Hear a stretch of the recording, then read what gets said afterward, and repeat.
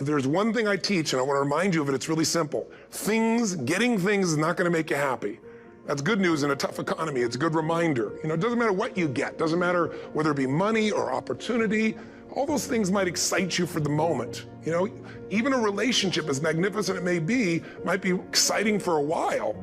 But if you don't keep growing, that relationship isn't going to stay exciting. So the secret to real happiness is progress. Progress equals happiness. And if we can make progress on a regular basis, we feel alive. And that's why at the beginning of the year, we get this thing like, okay, I can have this fresh start. I could really do what my soul desires. I could expand. I could grow. I could improve. I could change. Or maybe better than change, I could progress. Everyone's going to measure themselves differently because everyone values things differently. Some people value success or significance. Some people value love more. Some value just basic levels of certainty. Our whole lives are guided moment to moment by the state we're in. Learning how to change your state, not bullshit, not fake, but to go from pissed off, frustrated, freaked out to back in your center, or creative, or determined, or something that's going to move you forward. It's going to create a better quality of life for you and others. That's a critical skill set. So moment to moment in our life is controlled by our states. Yep. You know, if you're in an angry state, you're going to respond differently than if you're feeling playful. But what controls those states long term is your model of the world. Your worldview.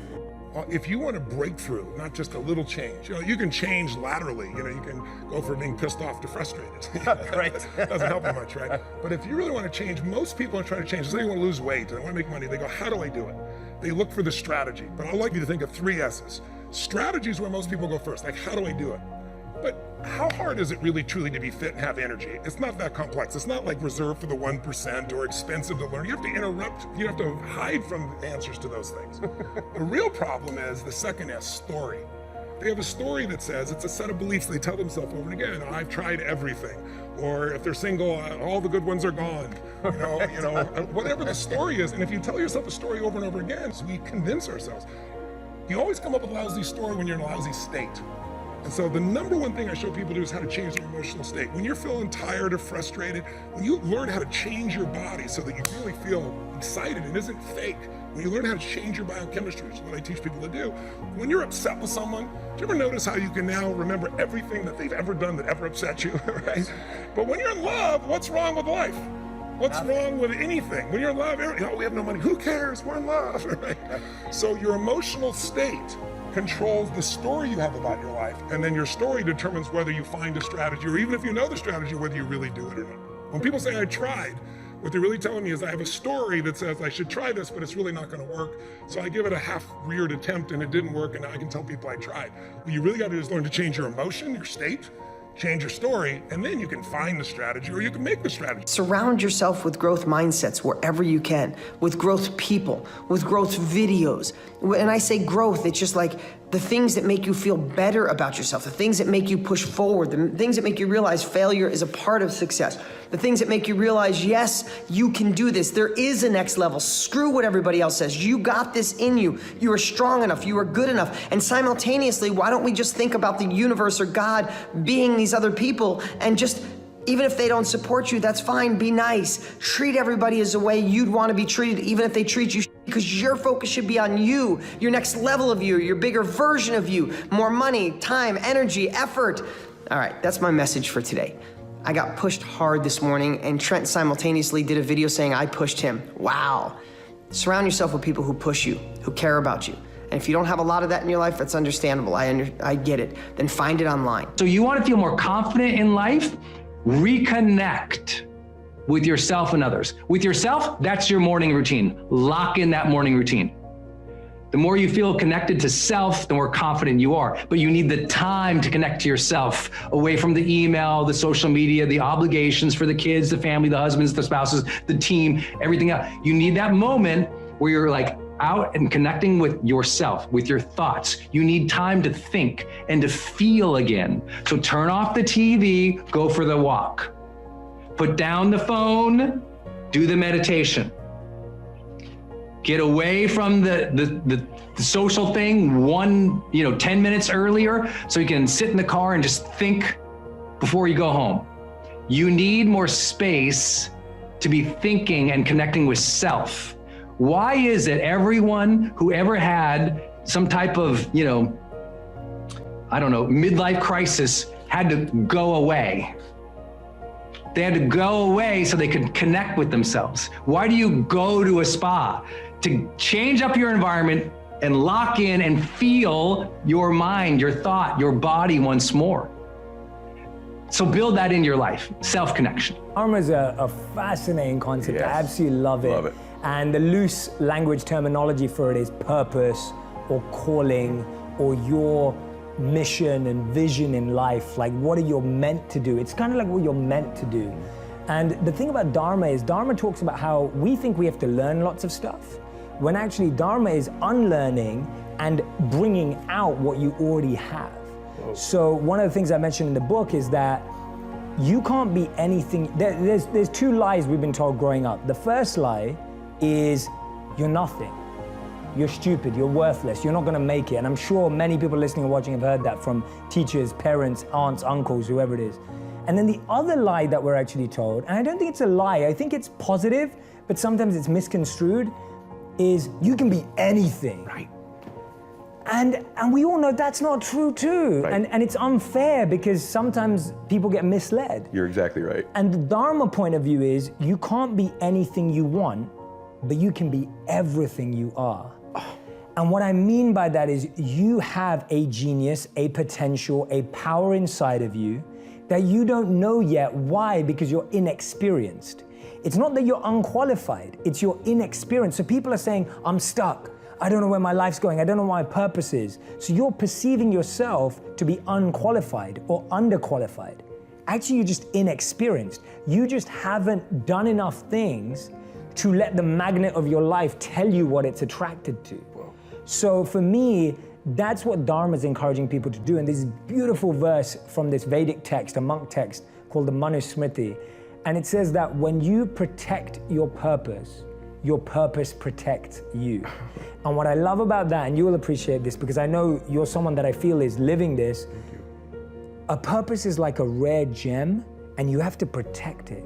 People will tell you that gem is worthless. They'll tell you that that gem is not gonna make it. They'll tell you that that gem, that jewel has no value. And that's why you have to protect your own purpose because the world is gonna constantly try and pull you away from it. So Dharma is it's not a belief system, it's a fact that you've got skills, genius, potential is sitting inside of you and you have not seen it yet. This is the man that just doesn't know how to express himself in any other way. And so he uses aggression to assert his dominance. And he reacts with aggression because acting any other way isn't manly. Acting any other way is weak, is soft, is girly, whatever it may be. You know, other words that are not in this PG-rated podcast.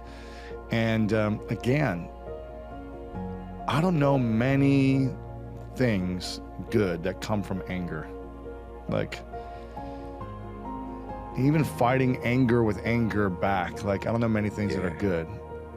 And so, is it Martin Luther King who said something? Did you give me this quote about Martin Luther King? He said something like, I'll never get angry because of a man's efforts. I'm messing up the quote, but I'll never get angry because of the man's efforts because I will never give him power over me. Yeah. Getting angry over someone else's actions gives them power over you. You're saying that you have control, I'm gonna react to your control. As opposed to, I'm gonna be at peace, and I'm gonna have control over my reactions. And that's some power right there. Yeah. When you don't respond with anger, that is the ultimate power, even when the worst things happen. And I'm not saying you shouldn't be frustrated, you shouldn't be angry from time to time, and things like that. I just think, again, we get to be aware. If our default is anger when someone cuts us off and we start freaking out, if our default is passive-aggressive anger when our girlfriend or wife does something we don't like, when our kids do something, we're gonna constantly snap at them and get angry and like get the whip out or whatever it is. It's like, how does that serve humanity?